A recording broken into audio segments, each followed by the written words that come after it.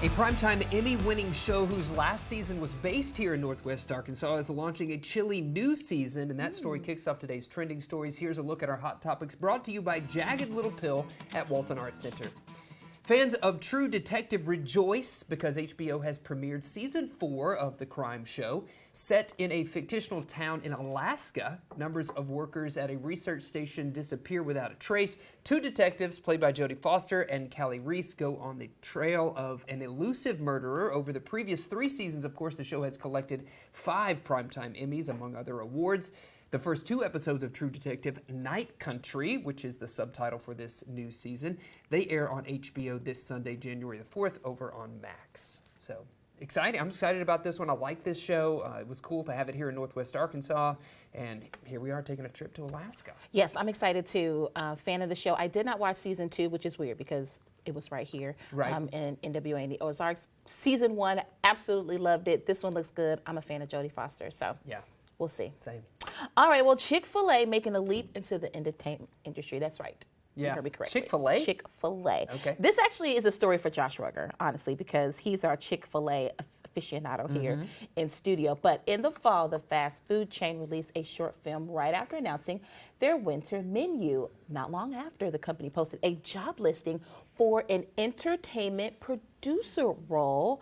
The job posting details how the content produced will go on the company's soon-to-be-launched Play app. The new app will feature podcasts, original animation, reality, and game shows. So as of right now, that entertainment producer role is still open, and there is no set release for that Play app yet. But Josh Rugger, if you are listening, this role is for you. That's right. It's for you, Josh. Could be. They pretty much created it for you, I think, Josh.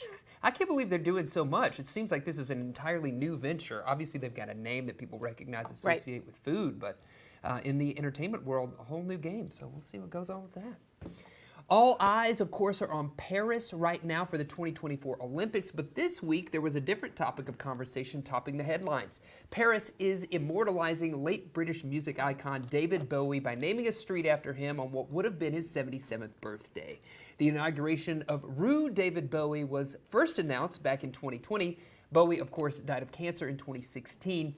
This tribute celebrates Bowie's first Paris performance in 1965, which was his first outside of the United Kingdom, and of course his lasting impact on music, fashion, and culture. So I'm excited. I'm excited for that. I'm excited to see him immortalized in that way in what's a great city, Paris there.